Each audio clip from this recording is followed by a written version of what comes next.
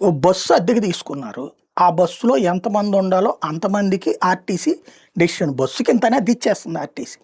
ఇప్పుడు మహిళల కోసం అని చెప్పేసి దాన్ని స్త్రీ శక్తి కిందకి మారిస్తే ప్రైవేటోడికి ఆ లీజుకి ఇచ్చినోడికి ఏంటి లాసు? వాడికి భారం ఎక్కువైపోతుందంటే డబ్బులు ఎక్కువ ఇవ్వాలంటే ఓ 20,000, 15,000 దాదాపు 2,500 బస్సులోడు కలిపేసేసి ఇప్పుడు ఒక డ్రామా 2,419 బస్సులంట. వీళ్ళందరూ కలిసేసి ఇప్పుడు సమ్మెకి దిగుతారంట. ఇప్పటికే 5,500 పెంచేసింది ఆర్టీసీ. అయినా కాదు 15,000, 20,000 పెంచమంటున్నారు. ఎందుకు పెరుగుతుంది వాళ్ళకి భారం? వాళ్ళకి ఎన్ని ట్రిప్పులు వేయాలో రూల్ ఉంది. ఆ ట్రిప్పుల కంటే ఎక్స్ట్రా ట్రిప్పులు అయితే కనుక అప్పుడు డబ్బులు తీసుకోవచ్చు. అది ఏ రోజుకి ఆ రోజు ట్రిప్పే లెక్క కట్టుకోవాలి. పెట్రోలు, డీజిలు కంపెనీనే అదే ఆర్టీసీనే ఇస్తది. లేదా ఆర్టీసీ కాకుండా వీళ్ళే పోస్తున్నారు. అప్పుడు ఎక్స్ట్రా అడిగి తీసుకోవాలి.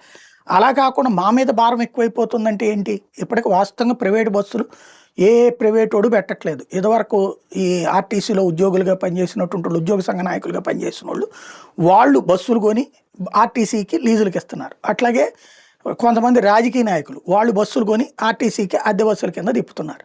అంటే వీళ్ళందరూ కలిసి నాటకాలాడి ఇందులో డబ్బులు సంపాదించుకోవాలనుకుంటున్నారు అనమాట.